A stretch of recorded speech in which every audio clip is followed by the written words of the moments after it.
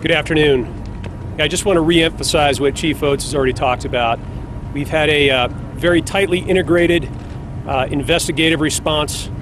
The FBI currently has approximately 100 folks on scene, closely integrated with the Aurora Police Department, as do other federal agencies. So the ATF as well is here in force with more than 25 folks. We are working on interviews. We are also collecting evidence, and we are trying to run leads that span beyond Colorado at this point. I want to emphasize, at this point, we do not see a nexus to terrorism, but we are continuing to look, and we are being as cautious as possible with the investigation as we move forward. So the Joint Terrorism Task Force, representing at least 23 federal, state, and local agencies, is on site. And again, we are lashed up tightly with the Aurora Police Department and working in a very coordinated fashion. I'll be followed by Chief Oates, and we'll be prepared to take questions. Again, I thank all our colleagues in law enforcement for their support today. I'll make a note that Senator Udall has joined us, and we're very appreciative of all the support from all the community leaders who are standing behind me. With that, I will take a modest number of questions. Any idea on the motive of this? Have you talked to the suspect? We are not speculating on motive. Chief, can you walk us through the timeline of this? How did he get inside the theater? Okay, let's do one at a time.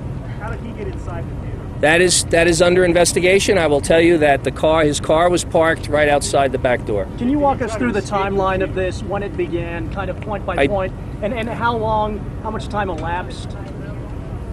Again, we were on scene within a minute or a minute and a half, and we immediately arrested the suspect in the back of the theater. From our first call to his apprehension was about a minute to a minute and a half. Chief, you have people inside the theater habitually, off-duty police officers working the theater. Were they on scene? We often have off-duty police officers working at this theater. They were not working there that night, but as I said, the response was very rapid. Have you heard the suggestion? Make an attempt to get away? He surrendered without any significant incident to our officers. Why did you choose Batman? I'm sorry? Why did he choose Batman?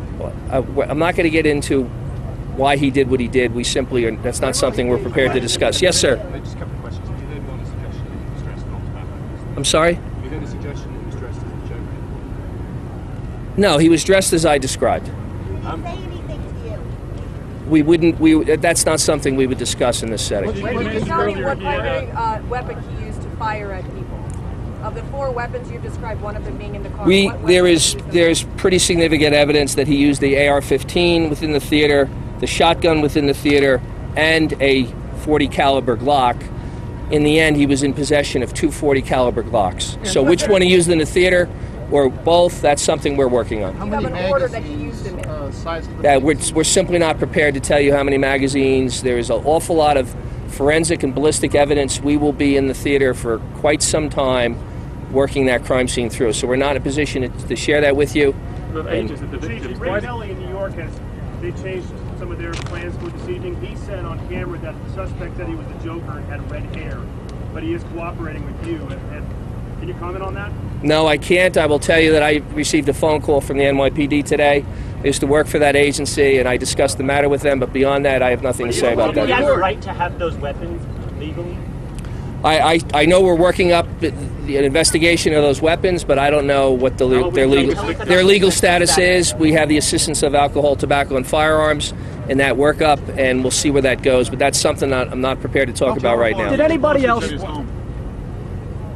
We are not sure what we're dealing with in the home. They appear to be incendiary devices. There's some chemical elements there, and there are also some incendiary elements. They're linked together with all kinds of wires. As a layman, it's not something I've never seen before.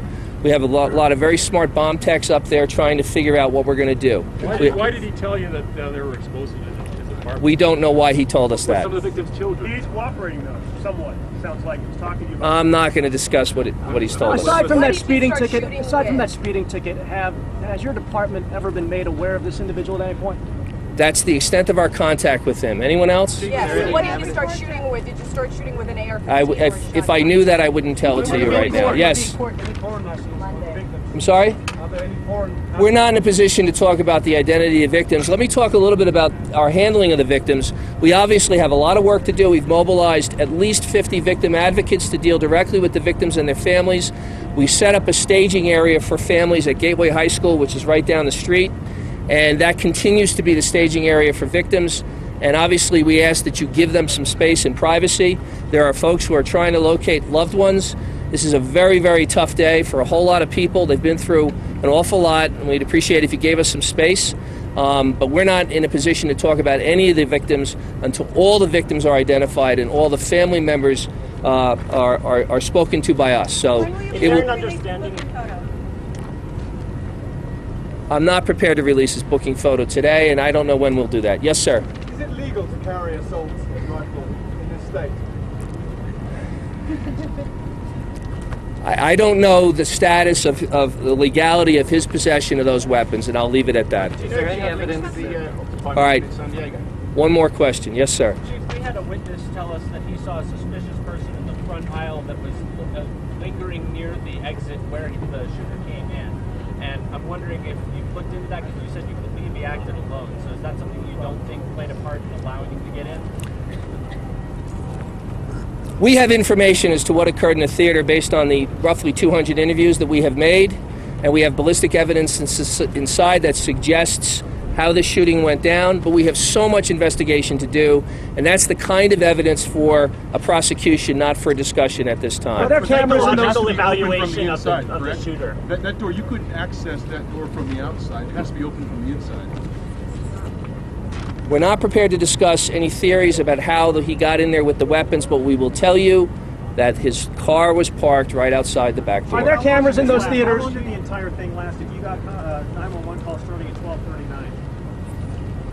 We know there are a lot of rounds fired very rapidly. We know we were there within about a minute and a half to 2 minutes from when we were called. Now, in an event like that, you know, we can surmise as how much time it takes for someone in that traumatic event to call 911 and get through and dispatch to us. That will all be looked into. I think we'll leave it at that. Thank you very much, folks.